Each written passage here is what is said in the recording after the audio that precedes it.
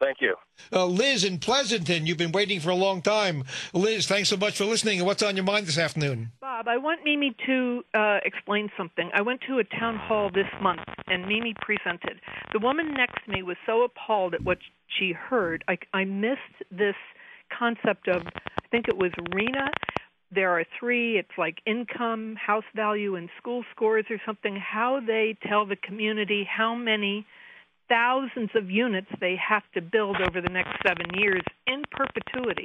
Mm-hmm. Can you explain that, Mimi? Mimi, briefly explain to Liz and to the rest of the audience, all of whom, whether they know it or not, really care about this. So go ahead, Mimi. This is important stuff. So the RHNA is an acronym for Regional Housing Needs Allocation.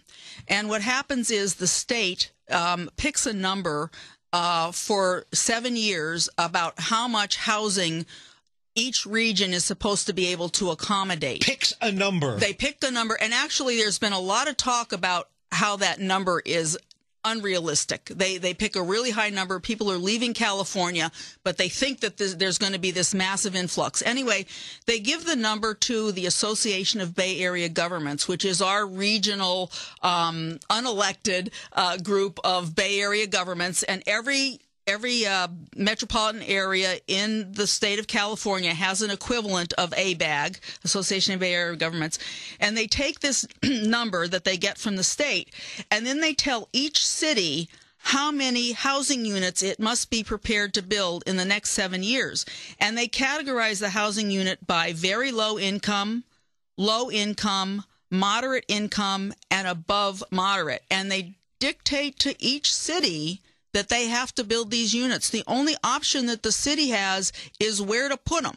So this is regional government, unelected. This is not your local community doing its traditional zoning. And this is people far away from you who come into your town, and even though your town has no housing problem, nobody is living in Hooverville. Nobody is living in a Sierra Club tent.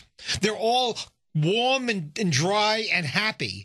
And external, unelected officials will tell you, we have decided, based upon this projection, that you are going to have 300 more really poor people moving into your town, and you better have houses waiting for them, and the welcome wagon, and the donuts and coffee when they arrive, or else, and there's draconian powers if the cities doesn't do it. It's not like somebody saying it would be a good idea. No.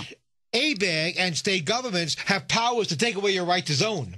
Exactly. So they usurp. So, Liz, this is about the worst example of a community cannot say, well, we have some more people living in our town. We would benefit from housing. So let's build this kind of housing, and let's build it here because that's what our neighbors want. But Bob, the school scores. Mimi, explain about the school. Yeah. So what happens is the way ABAG derives the number is they have a computer model, and the computer model consists of three factors. One factor is the median income in your community.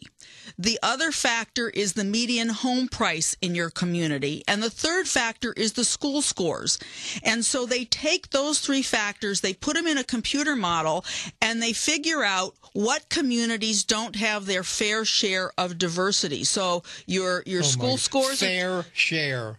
This is really true. It's called the quality of life factor, this calculation. If you have a high quality of life... This is Atlas Shrugged. It's scary. It's really scary.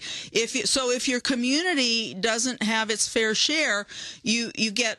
I'll say redlined because I actually have the document that shows the communities where the school scores are too high and the income is too high and the housing prices are too high. So the objective from these central planners, these masterminds, as Mark Levin calls them, the objective is to make sure that they influx into your community people so that eventually your school scores are going to go down. And the other thing is they don't give you any money for schools.